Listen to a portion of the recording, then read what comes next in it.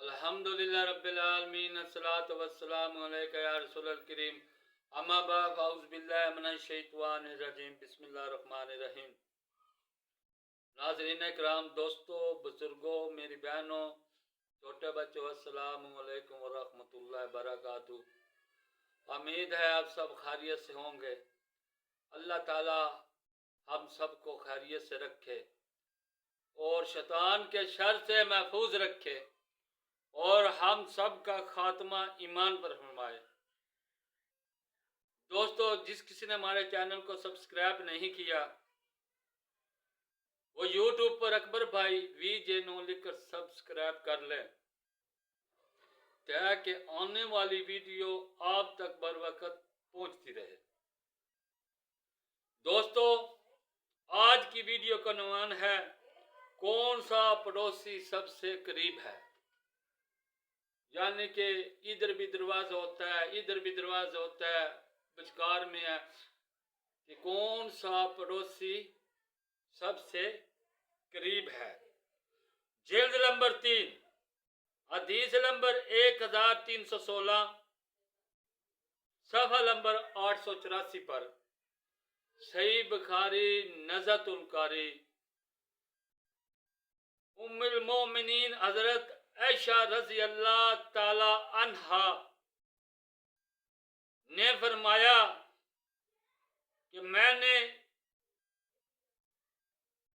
نبی صلی اللہ علیہ وسلم سے عرض کی، یا رسول اللہ صلی اللہ علیہ وسلم، میرے دو پڑوسی ہیں، یعنی کہ ادھر بھی پڑوسی ہوتا ہے، اب لین میں گھر باہر ہونا، ادھر بھی دروازہ ہوتا ہے، ادھر بھی یا بچکار، میں نے فدیہ دینا ہے، کس کو دوں؟ نبی صلی اللہ علیہ وسلم نے فرمایا کہ آپ دروازہ دیکھیں، جس کا دروازہ آپ کے دروازے سے قریب ہے وہ آپ کا سب سے زیادہ قریبی پڑوسی ہے، آپ فدیہ اسے دیں۔ یعنی کہ دوستو، حدیث کا مفہوم یوں ہے کہ پڑوسی دو ہوتے ہیں، ادھر بھی دروازہ ہوتا ہے گلی میں، ادھر بھی دروازہ ہے، سینٹر میں، درمیان میں آپ کا دروازہ ہے۔ اب یہ حدیث بیان کرنے کا مقصد یہ ہے کہ آپ نے یہ دیکھنا ہے بھی ہم سب سے پہلے حق اس کا ہے جو آپ کا قریبی پڑوسی ہے۔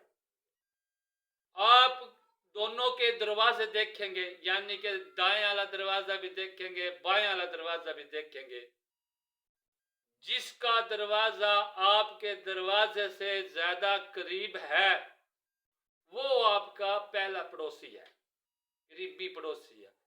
آپ فدیہ جو چیز بھی ہے اسے دیں گے۔ اگر ساتھ والا پڑوسی اگر کوئی کہے بھی مجھے نہیں دیا تو اسے کہنا کہ حدیث مبارک ہے، حدیث شریف میں ہے کہ نبی صلی اللہ علیہ وسلم کا فرمان ہے، آپ صلی اللہ علیہ وسلم نے فرمایا کہ قریبی پڑوسی وہ ہے جس کا دروازہ آپ کے دروازے سے زیادہ قریب ہے۔ چپ کر۔ السلام علیکم ورحمۃ اللہ وبرکاتہ۔